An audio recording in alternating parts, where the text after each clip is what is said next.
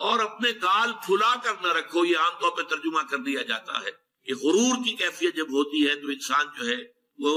گشادہ پیشانی سے لوگوں سے نہیں ملتا، سیدھا بات نہیں کرتا، بڑا ذرا سا گردن میں خم، سعر اصل میں کہتے ہی ہے۔ اونٹ کو ایک بیماری ہوتی ہے جس سے اس کی گردن ٹیڑھی ہو جاتی ہے، یہ سعر ہے، جس کو ہم اپنی زبان میں کہتے ہیں کج روخی۔ ایک آدمی آپ سے بات کرنا چاہتا ہے، آپ اس سے فیس نہیں کر رہے، اسے ذرا یوں کر کے بات کر رہے ہیں، گویا کہ براہ راست اسے ایڈریس کرنا، یہ اپنے مقام سے آپ بڑا فرو سمجھتے ہیں کہ یہ تو نیچے ہے، میرا مقام بہت بلند ہے۔ اسی طرح یہ جو کج کولاہی ہوتی ہے،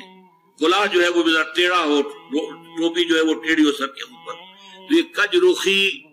اور کج کولاہی، یہ تمام چیزیں جو ہے یہ ولا تصعر خدک للناس۔ جب کسی انسان کو خیر کی توفیق مل جاتی ہے، بھلائی کی توفیق مل جاتی ہے، جب وہ فطرت کے راستے پر چل رہا ہے اور نیکی کے راستے پر چل رہا ہے، تو اب سب سے بڑا خطرہ جو اسے لاحق ہو جاتا ہے، شیطان جو ہے اس کے لیے سب سے بڑا گڑھا جو کھودتا ہے جس میں کہ وہ گرا سکتا ہے اس کو، اگر انسان جو ہے چوکس اور چوکن نہ ہو، تو وہ یہ کہ غرور پیدا ہو جائے، ظلم پیدا ہو جائے اپنی نیکی پر، اپنے تقوی پر، اپنی بھلائیوں پر، اپنی عبادت گزاری پر۔ اگر ظلم پیدا ہو گیا and you look down upon the others، دوسروں کو آپ بنظر استحقار دیکھنے لگے، تو آپ کی ساری اچیومنٹس زیرو سے ضرب کھا کر زیرو ہو جائے، gone with the wind، ختم۔ اس لیے یہ بہت بڑی بات ہے۔ حدیث میں آیا ہے لن يدخل الجنہ من کان فی قلبہ مثقال ذرۃ من کبر، وہ مثقال ذرہ پھر آ گیا، یا جنت میں ہرگز داخل نہیں ہو سکے گا وہ شخص جس کے دل میں ذرے کے ہم وزن بھی تکبر ہوگا۔ اور حدیث قدسی ہے الکبر ردائی، تکبر تو میری چادر ہے، مجھ پر راست آتی ہے۔ المتکبر اللہ کے ناموں میں سے ہے، هو اللہ الذی لا الہ الا هو الملک القدوس السلام المومن المہیمن العزیز الجبار المتکبر، وہ المتکبر ہے، المتعال ہے، بہت بلند ہونے والا اور بہت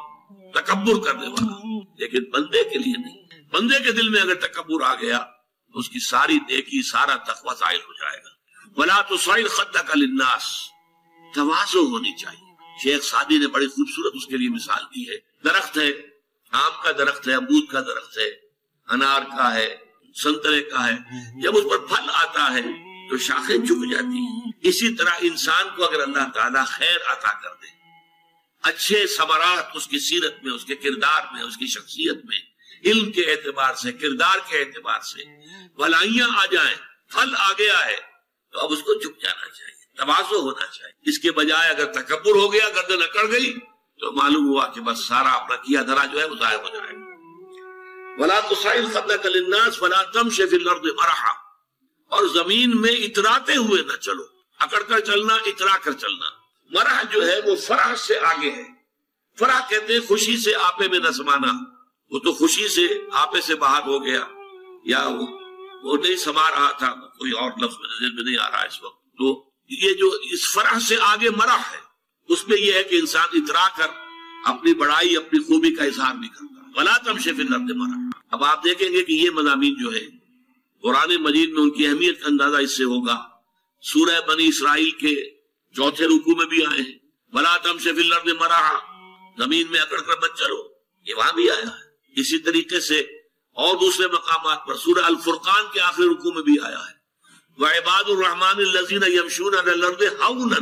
اللہ کے نیک بندے تو وہ ہیں جو زمین پر چلتے ہیں تو آہستگی کے ساتھ چلتے ہیں، وہ زور سے قدم مار کر نہیں چلتے، گردن اکھڑ کر نہیں چلتے، گردن اکڑا کر نہیں چلتے، اور گردن بھی اکڑی ہوئی ہو اور سر کے اوپر ایک جو ہے صافہ، اس کا ترا بھی جو ہے وہ بڑا اونچا کر لیا گیا، اور اس سے کیا ہوتا ہے؟ إِنَّكَ لَن تَخْرِقَ الْأَرْضَ وَلَن تَبْلُغَ الْجِبَالَ طُولًا، تم کتنے ہی زور سے پاؤں مار کر چلو گے ہماری زمین کو پھاڑ نہیں سکتے، اور کتنی ہی گردن اکڑا لو اور کتنا ہی ترا چڑھا لو، پہاڑوں کی بلندی تک تو نہیں پہنچ سکتے۔